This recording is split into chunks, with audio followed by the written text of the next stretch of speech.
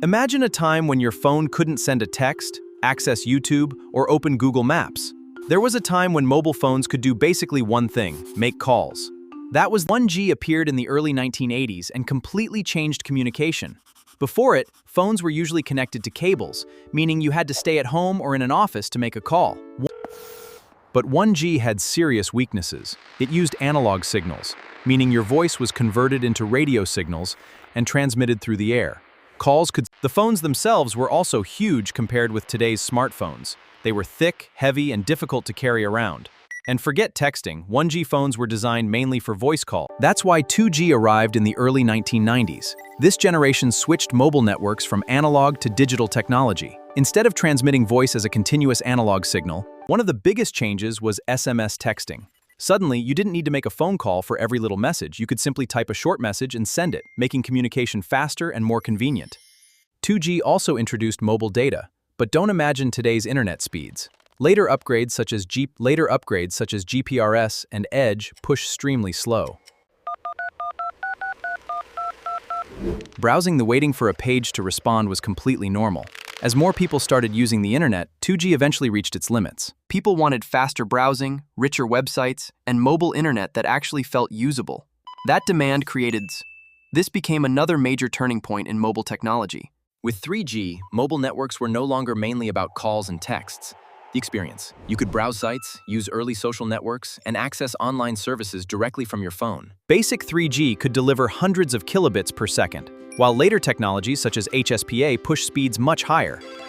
Suddenly, mobile video became possible, but 3G still had problems. Its performance could drop when networks became crowded. Videos could buffer, images could take time to load, and high-quality streaming wasn't always realistic. Meanwhile, 4G was designed with high-speed data at its center. Suddenly, mobile internet could feel genuinely fast. Typical real-world speeds vary, but 4G could deliver tens of megabits per second. With streaming high-resolution videos became much easier.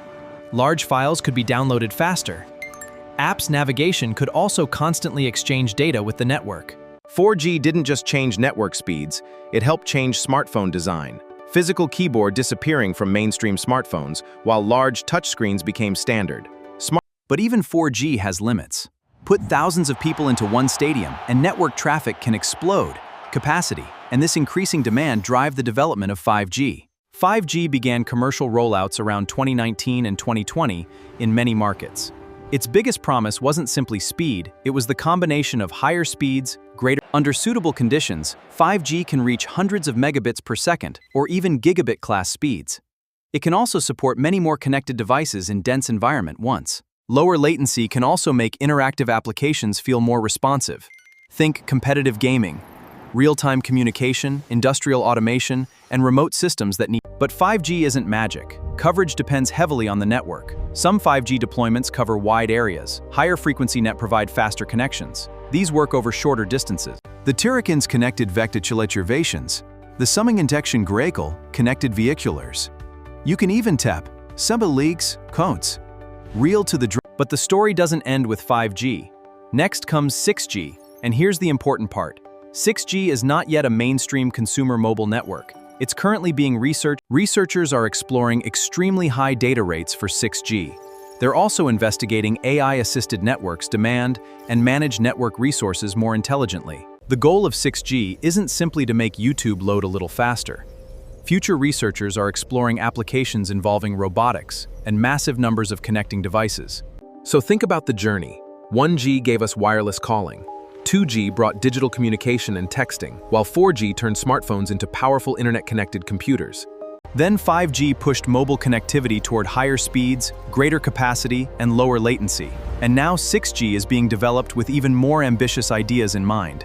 From giant phones that could barely make a call, to smartphones that can stream video, navigate cities, online games, and communicate instantly, mobile technology has changed dramatically in just a few decades.